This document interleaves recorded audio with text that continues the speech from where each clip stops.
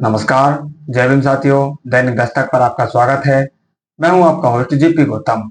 बोधगया आंदोलन को चलते चलते करीब 4 महीने अब होने जा रहे हैं, लेकिन बुद्ध पूर्णिमा से पूर्व जो कुछ उस मामले में घटा वो सभी धम्म उपासकों के लिए एक तगड़ा झटका साबित हुआ। आखिर में उस मामले को कुछ भंते लोगों ने अपनी समझदारी से उस मामले को संभाला और आंदोलन आज आपके सामने कंटिन्यू चलता हुआ नजर आ रहा है। लेकिन इस मामले में जिस तरह से पुलिस प्रशासन पर लगातार सवाल उठ रहे हैं, सरकार ने जिस तरह से इस मामले को दबाने की कोशिश की है उसके ऊपर सवाल उठ रहे हैं, तो और जिस तरह से भंते विनाचार्य को जिस तरह से इस मामले में अब खलनायक बनाने की कोशिश की जा रही है वो बेहद ही शर्मनाक और धम्म उपासकों के लिए बड़ा क्रोधित करने वाला मामला साबित हो रहा है। इस मामले की जो सच्चाई है वो लोगों के सामने अभी तक नहीं आ पा रही। कुछ लोग कह रहे हैं कि भंते विनाचार्य इसमें दोषी हैं, लेकिन अधिकतर वहां से जो बातें निकल कर आ रही हैं, भंते विनाचार्य को चेहरा या मुखौटा बनाकर इस मामले को धूमिल करने का प्रयास किया जा रहा है। आखिर में सच्चाई क्या है? क्या भंते विनाचार्य इस मामले को उलझाना चाह रहे हैं, या वो हीरो बनना चाह रहे हैं, या फिर उनके बहाने इस मामले को दबाने की कोशिश की जा रही है? इसमें सच्चाई क्या है, इस सच्चाई को वहां से बता रहे हैं एक भंते जी। आप खुद सुनिए भंते जी इस मामले पर क्या बड़ा खुलासा कर रहे हैं। कि जब तक भंते विनाचार्य बोधगया में थे तब तक आंदोलन चल रहा था, तब तक आंदोलन बड़ी रफ्तार में था। अब पुलिस को जो सबसे बड़ा रोड़ा था पुलिस के और आंदोलन के बीच में, वो था भंते विनाचार्य। जैसे ही भंते विनाचार्य भीतर गए 2 दिन में धरना समाप्त हो गया। सभी धम्म मित्रों को नमो बुद्धाय।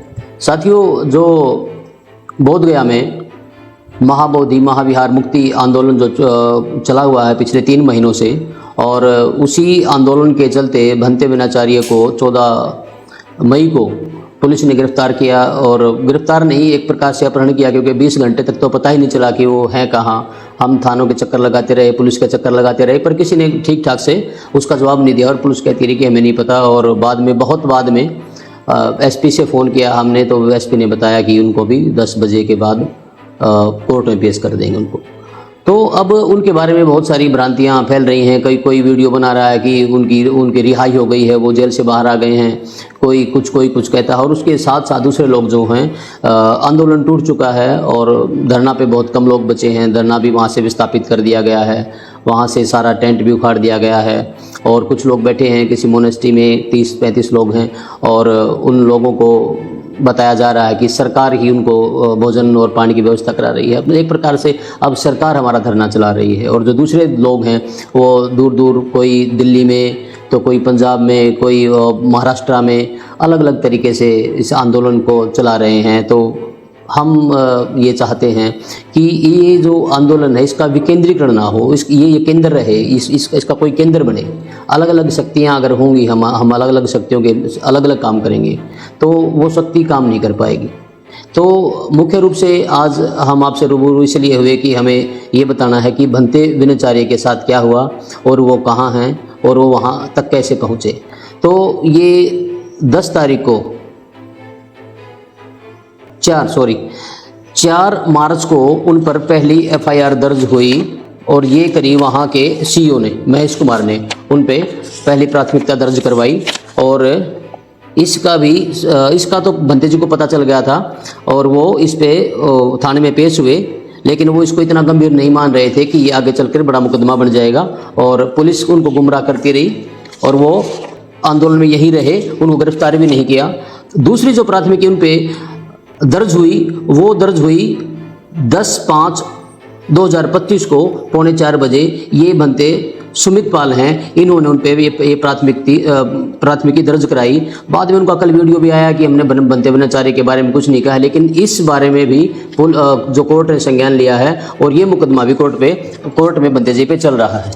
और उसी दिन 10 मिनट बाद 3:55 पे एक और प्राथमिकी भंते जी पे दर्ज हुई, और इसमें हैं, ये बनते हैं सुशील पाल।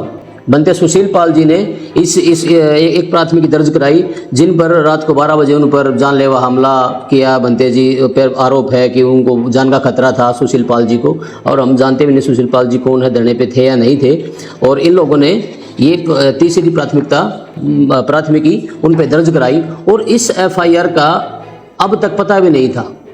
बहुत कम लोगों को पता था। जब ये कोर्ट में केस हुआ तो कोर्ट में उनके संबंधित सारे के सारे जो मुकदमे थे वो ऊपर आए तो पता चला। चौथी जो ये FIR दर्ज करी, ये 13 तारीख का जो झगड़ा हुआ, जो डुंगेश्वरी में 2 घटनाएं घटी, लोगों के सर फोड़े गए, वहाँ लाठियाँ चली। और एक वैसी ही घटना शाम को महाबोधि बिहार में घटी, जब वहाँ कुछ महाराष्ट्र की हमारी बहनें थी, उपासिकाएं, कुछ वृद्ध भिक्षुणियाँ थी, और वो माओवादी महाविहार में गए। उन्होंने जय भीम नमो बुद्धाय का जब नारा लगाया, तो जय भीम नमो बुद्धाय के नारे के विरोध में कुछ युवकों ने वहाँ मतलब चिढ़ाने वाले अंदाज में, बड़े जो युद्ध में जो नारे लगते हैं उस तरह के नारे, हर हर महादेव और जय श्री राम के नारे लगाए। और उसके साथ ही उन लोगों ने हमला भी किया उन भिक्षुणियों पे, और उन उपासिकाओं पे, महिलाओं पे हमला किया गया।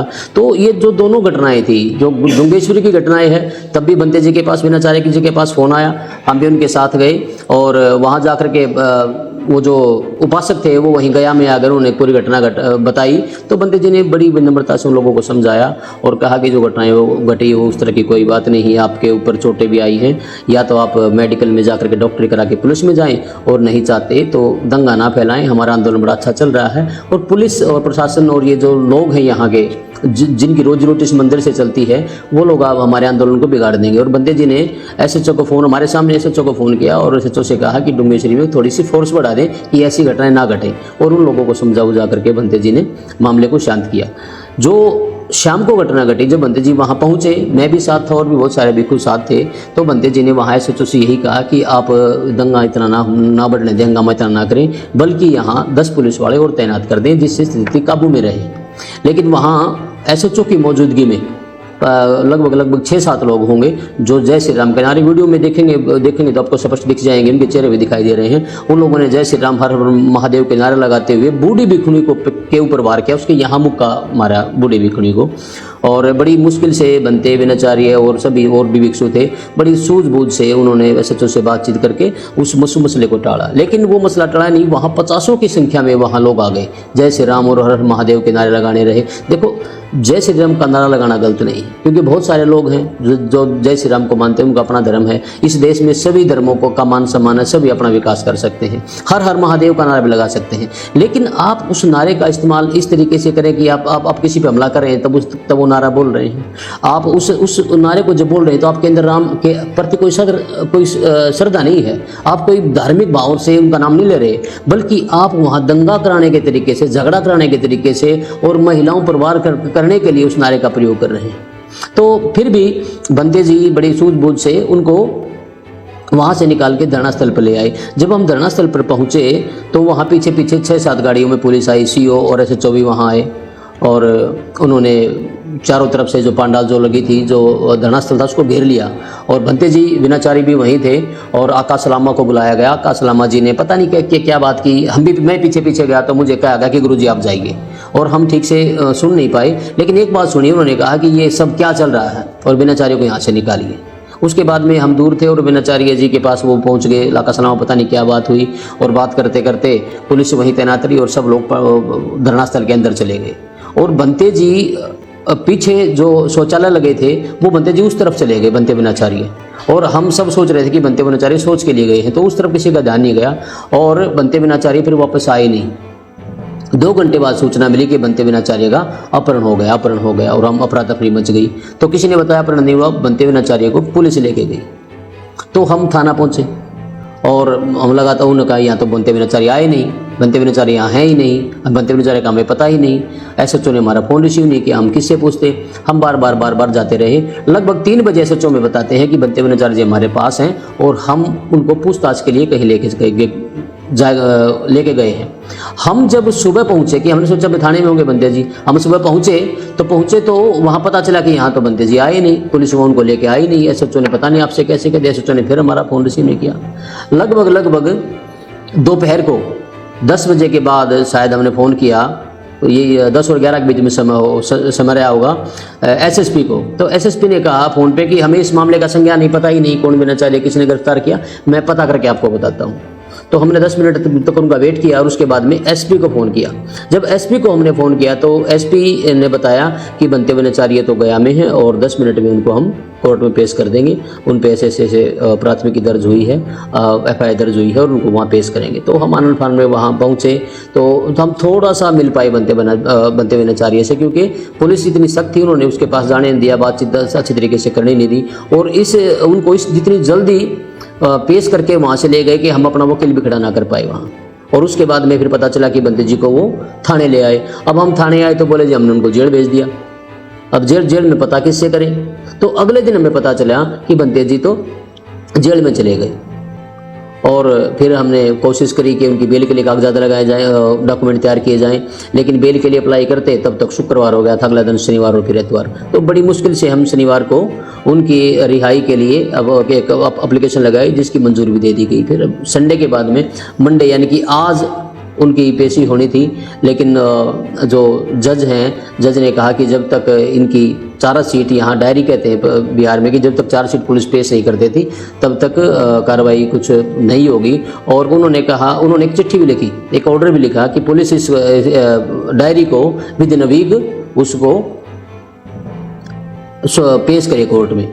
और उसके बाद हमें पता चला कि जज साहिबा 12 बजे कोर्ट बंद हो जाती है तो वो चले गई और उस पे ऑर्डर पे वो साइन ना कर पाई। तो साइन सुबह होंगे, मंगलवार को सुबह उसमें उस पे साइन होंगे और फिर वो पुलिस के यहाँ थाना में या SP के पास जहाँ भी प्रोसीड होती है उसको वहाँ फॉरवर्ड किया जाएगा और उसके बाद में पुलिस उस पर एक्शन लेगी। और जो अगली डेट थी वो डेट भी हमें अब तक नहीं पता चली कि हमारी डेट अगली कौन सी है, वो भी हमें कल ही पता चलेगा अगली डेट कौन सी नहीं है।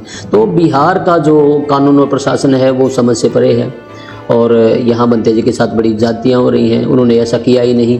एक अपना बिहार मांगने वाले एक संत पे, एक धर्मगुरु पे 4 FIR दर्ज हो जाती हैं जिनका कोई आधार नहीं, और अब वो जेल में हैं और ये भी नहीं पता कि कब तक उनको बाहर किया जाएगा, छोड़ा जाएगा नहीं छोड़ा जाएगा। क्योंकि एक हमें अब हम जो बनते जी की तरफ से पैरवी यहाँ कर रहे हैं, हमें सपोर्ट की आवश्यकता है।